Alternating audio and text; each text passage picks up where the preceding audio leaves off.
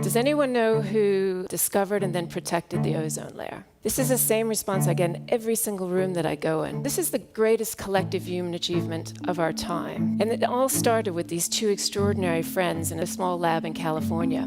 And that's Sherwood Rowland on your left and Mario Molina on your right. And I talked to everyone I could that was part of this great human achievement. And I expected a political story, I expected a science story. What I didn't expect was a friendship story. It was the friendships at the center, the deep connections that made this great human achievement happen. Starting with these two, who in 1974 discovered that CFCs were destroying the ozone layer. Then we decided, hey, let's learn about the atmosphere. It was new to him and to me. One way to do it is let's find the problem.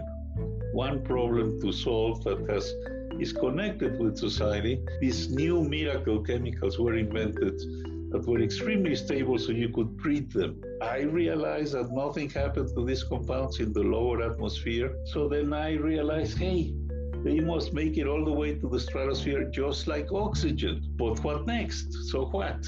Yes, but if they behave just like nitric oxide, they could destroy ozone. CFCs were in everything. They were in deodorant, hair dryers, refrigerators, and they felt so passionate about this that they immediately published an article in Nature magazine, and they thought the whole world would react to this looming disaster. And instead, the exact opposite thing happened. So they got attacked by the $8 billion CFC industry, who called them Russian spies.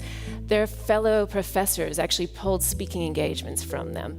Their doctoral students stopped coming to their classes. It lasted for an entire decade. Rowland was prevented by the Regents of California from applying for research grants. Mario Molina was pretty much blacklisted from academia. They were heroic, that they were patient and civil. And I had the good fortune of meeting Mario before he very sadly passed in 2020. And I asked him, I said, how on earth did you weather these attacks on your character?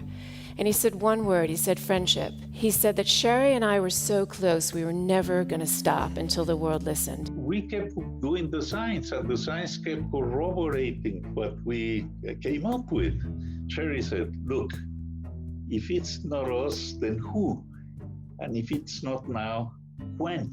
And a decade later, 3 scientists and friends in the UK proved that there was a hole near the South Pole. And that sparked the whole world to act and create the Montreal Protocol and then implement the Montreal Protocol. But the British Antarctic Survey realized that there something was missing. A lot of ozone was missing in the spring months. As soon as the light comes out, ozone was going away.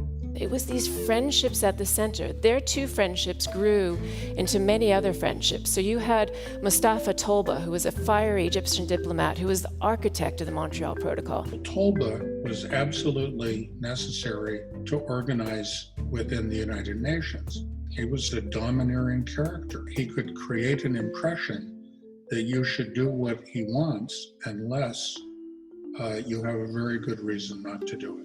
Mustafa Tolba became a very good friend of ours. You had this amazing guy, Stephen O. Anderson, who was the one that implemented the Montreal Protocol. It was about sitting down and having partnerships and figuring out, okay, if we have to phase them out, when is that realistic? Let's put these dates together, let's set targets. And then they let the industries go. They let the industries create and innovate. Stephen did a beautiful thing where he got competitors together to create and innovate more rapidly. So the businesses had a rampway, so they just pivoted and created new products and grew their businesses even bigger. The committee that I founded and set up would say, here's how you do it. What technology could replace these ozone depleting chemicals? But the other part was what has to be done for those technologies to be commercialized. I could get companies to allow their experts to collaborate for the purpose of finding a solution to this narrow problem. The politicians, their role, and it was probably 2 of the most unlikely environmentalists on the screen that you could have ever imagined, which was Ronald Reagan and Margaret Thatcher. They made a fair playing field across the world. So they got all the other countries on board. And she played a pivotal role in this. It wouldn't have happened without Margaret Thatcher. It had never occurred to me that the humans could cause that much damage. I always thought it was local and recoverable. We saw that everybody in the planet was willing to work for the progress of the planet for future generations. and to solve an ongoing problem. It can be done.